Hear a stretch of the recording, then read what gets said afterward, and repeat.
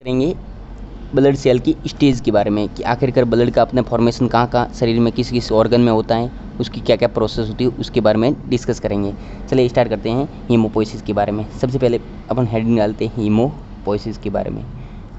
Haemopoiesis के बारे में, हीमोपोइसिस का क्या मतलब है, उसकी डेफिनेशन क्या होती है कि जो ब्लड फॉर्मेशन की जो प्रोसेस होती है उसको क्या कहते हैं, हीमोपोइसिस। हीम मीन्स ब्लड और किसी वर्ड्स के पीछे पोइसिस लग जाए, पोइसिस मतलब किसी का फॉर्मेशन होना, किसी का निर्माण होना। तो यहाँ पर किसका निर्माण हो रहा है, ब्लड का। तो ब्लड फॉर्मेशन की प्रोसेस को क्या कहते हैं, हीमोपोइसिस। क्या कहते हैं, हीमोपोइसिस। ब्लड सेल की प्रोसेस को, ब्लड सेल के फॉर्मेशन की प्रोसेस को हीमोपोइसिस कहते हैं। क्या कहते हैं, हीमोपोइसिस। अब ये डिस्कस करेंगे कि ब्लड सेल कौन कौन सी होती है। तो ब्लड सेल हमारे शरीर में, बॉडी में, पूरी बॉडी में 3 ब्लड सेल होती हैं। एक तो होती है आरबीसी, एक होती है डब्ल्यूबीसी और एक होती है प्लेटलेट्स। क्या होती है, प्लेटलेट्स। ठीक है। जो आरबीसी के फॉर्मेशन की प्रोसेस होती है उसको कहते हैं इरिथ्रोपोइसिस। इरिथ्रोपोइसिस सीधी मीनिंग है कि इरिथ्रो मतलब आरबीसी कहते हैं, पोइसिस मतलब फॉर्मेशन। तो आरबीसी की फॉर्मेशन की प्रोसेस को कहेंगे इरिथ्रोपोइसिस। डब्ल्यूबीसी की फॉर्मेशन की प्रोसेस को कहेंगे ल्यूकोपोइसिस। क्या कहते हैं, ल्यूकोपोइसिस। इसी प्रकार प्लेटलेट्स के फॉर्मेशन की प्रक्रिया को क्या कहते हैं, थ्रोम्बोपोइसिस। ठीक है, ये डेफिनेशन हो गई। अब यहाँ पर थोड़ी इससे मतलब फॉर्मेशन की स्टेज के बारे में डिस्कस करने से पहले हम कुछ टर्मिनोलॉजी के बारे में जानेंगे कि टर्मिनोलॉजी क्या क्या होती है।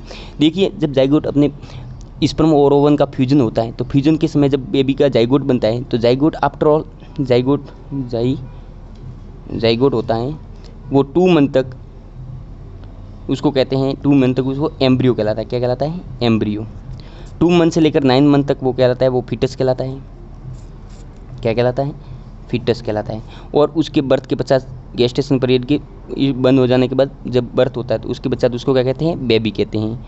क्या कहते हैं, बेबी।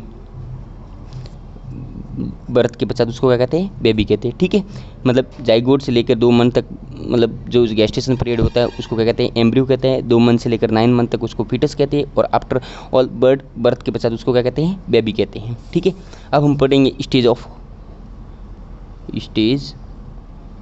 हीमोपोइसिस कि हमारी बॉडी में कौन कौन से ऑर्गन में ब्लड का फॉर्मेशन शुरुआत से स्टार्ट होता है और कहाँ कहाँ पर वो माइग्रेट होता है और कहाँ कहाँ पर चाइल्डहुड नहीं, फीटस से लेकर, एम्ब्रियो से लेकर चाइल्डहुड तक, उसके पश्चात एडल्ट स्टेज तक, कहाँ तक अपने शरीर में, बॉडी में ब्लड सेल का निर्माण होता है। ठीक है, सबसे पहले जब स्पर्म और ओवम का जाइगोट होता है, स्पर्म और ओवम की जो जाइगोट होता है उसकी जाइगोट्स होता है उसकी 3rd वीक के दौरान। कौन से वीक के दौरान, 3rd वीक के दौरान वो जाइगोट है वो 2 पार्ट्स में डिवाइड होता है। कितने पार्ट्स में डिवाइड होता है, 2 पार्ट्स में, जिसका एक पार्ट्स उसको एमनियोटिक फ्लूइड होता है, एक पार्ट्स में एमनियोटिक फ्लूइड होता है और एक पार्ट्स में क्या होता है, एग यॉल्क होता है। क्या होता है, एग यॉल्क, जिसको एग सैक भी कहते हैं। अब इस एग यॉल्क में एक मल्टीपोटेंट स्टेम सेल होती है। क्या होता है, मल्टीपोटेंट स्टेम सेल होती है। क्या होती है, स्टेम सेल्स होती है। अब इसको मल्टीपोटेंट क्यों बोला, क्योंकि सेल तो एक ही प्रकार की है और उसको मल्टीपोटेंट बोला। इसका रीज़न ये है, इसको मल्टीपोटेंट क्यों बोला, इसका रीज़न ये है कि ये एक ही प्रकार की सेल, एक सेल कई प्रकार की सेल, ब्लड सेल का निर्माण करता है। इसमें से ये एक ही प्रकार की सेल आरबीसी का भी निर्माण करता है, डब्ल्यूबीसी का भी निर्माण करता है और प्लेटलेट्स का निर्माण करता है, इसलिए उसको क्या बोला है, मल्टीपोटेंट सेल्स। तो आफ्टर ऑफ 3rd वीक से इसका 17वें दिन से लेकर स्टार्ट हो जाता है। मतलब आफ्टर ऑल बात करेंगे तो जाइगोट्स के बनने, स्पर्म और ओवम के फ्यूजन के पश्चात 3rd वीक के दौरान ये मतलब ब्लड का फॉर्मेशन होना स्टार्ट हो जाता है। उसके पश्चात ये क्या होता है, 3rd वीक की तक से बनना स्टार्ट हो जाता है और 3rd मंथ तक ये स्टेम सेल लीवर और स्प्लीन में ट्रांसफ़र हो जाती है। कहाँ पर ट्रांसफ़र हो जाती है, लीवर और स्प्लीन में ट्रांसफ़र हो जाती है।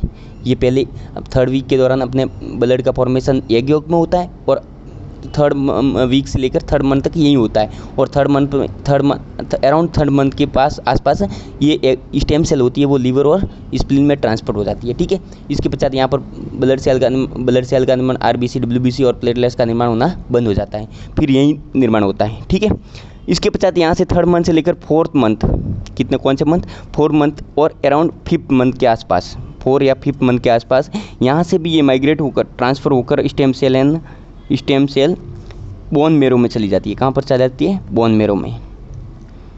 उसके पश्चात ये बोन मेरो में ब्लड सेल का निर्माण स्टार्ट हो जाता है। आरबीसी, डब्ल्यूबीसी और प्लेटलेट्स का निर्माण 4वें और 5वें महीने के बाद बोन मेरो में बनना शुरू हो जाता है। तो एक बात यहाँ नोटिस करना कि यहाँ पर जब स्टार्ट होता है तो ऐसा नहीं है कि यहाँ पर ख़त्म हो जाता है, यहाँ भी स्टार्ट होता है और यहाँ भी बनना शुरू होता है, मतलब दोनों जगह बनता है। आफ्टर 9 महीने के बाद, 9 मंथ के बाद जब गेस्टेशन पीरियड बंद हो जाता है, उसके पश्चात जब बर्थ के पश्चात, जब जन्म के पश्चात यहाँ पर स्प्लीन और लीवर में ब्लड सेल का निर्माण बनना बंद हो जाता है और कहाँ स्टार्ट जारी रहता है, कंटिन्यू होता है, बोन मेरो में ही बनता है। ठीक है, बोन मेरो में कौन सी बोन मेरो होती है? रेड बोन मेरो होती है। रेड बोन मेरो में बनना जारी होता है, रेड बोन मेरो होती है। कौन सी रेड बोन मेरो होती है? Red bone marrow. अब ये पूछेंगे कि रेड बोन मेरो क्यों होती है? रेड, इसका रीज़न ये है कि रेड बोन मेरो होती है वो एक्टिव होती है। क्या होती है? एक्टिव होता है। जब बच्चा का बर्थ होता है उसके पश्चात ये मतलब बहुत ही ब्लड फॉर्मेशन की रिक्वायरमेंट बहुत ही ज़्यादा होती है। तो रिक्वायरमेंट ज़्यादा होने के लिए ये रेड बोन मेरो में बनना जारी होता है। ऐसा नहीं है कि येलो बोन मेरो में बनना स्टार्ट हो जाता है। ठीक है, तो 1 साल से लेकर 1 ईयर से 7 ईयर तक रेड बोन मेरो में ही ये ब्लड फॉर्मेशन जारी रहता है, कंटिन्यू होता है। ठीक है, उसके पश्चात क्या होता है कि 7 ईयर से लेकर एडल्ट स्टेज तक आते आते ये रेड बोन मेरो में फैट का डिपोजिशन स्टार्ट हो जाता है। किसका डिपोजिशन स्टार्ट होता है? फैट का डिपोजिशन स्टार्ट हो जाता है। फैट का डिपोजिशन स्टार्ट हो जाता है और ये एडल्ट स्टेज तक आते आते 50% येलो बोन मेरो में कन्वर्ट हो जाती है। किस में कन्वर्ट हो जाती है? येलो बोन मेरो में कन्वर्ट हो जाती है रेड बोन मेरो। तो 50% एडल्ट स्टेज तक नॉर्मली कोई केस देखिए तो इसमें 50% रेड बोन मेरो होगी और 50% येलो बोन मेरो होगी। 50% रेड बोन मेरो होगी, 50% येलो बोन मेरो होगी। ठीक है, येलो बोन मेरो और रेड बोन मेरो होगी। तो इसके पश्चात नॉर्मल कोई केस देखे तो इसमें येलो बोन मेरो होती है वो ब्लड फॉर्मेशन में कोई ब्लड सेल फॉर्मेशन में कोई इंपॉर्टेंट रोल निभाता नहीं है। इसका काम है ब्लड फैट का डिपोजिशन करना। क्या काम होता है?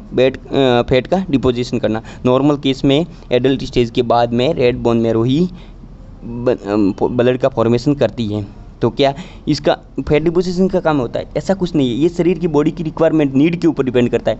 जैसे मान लीजिए किसी के हेमरेज हो गया, ब्लड के शरीर में लॉस हो गया, तो ये जो येलो बोन मेरो होती है वो रेड बोन मेरो में कन्वर्ट हो जाती है और ये भी ब्लड बनाना शुरू होती है। ये बॉडी के नीड के ऊपर डिपेंड होता है कि बॉडी की नीड के ऊपर डिपेंड होता है कि ये फैट का डिपोजिशन करेगी या फैट का डिपोजिशन करेगी या ब्लड का निर्माण फॉर्मेशन करेगी। ठीक है, हम आगे अगले वीडियो में ये अपन डिस्कस करेंगे कि आखिरकार एक करके डिस्कस करेंगे कि डब्ल्यूबीसी का निर्माण कैसे होता है, आरबीसी का डेवलपमेंट कैसे होता है और प्लेटलेट्स का डेवलपमेंट कैसे होता है। ये अगले वीडियो में डिस्कस करेंगे टॉपिक को। ठीक है, थैंक यू, धन्यवाद।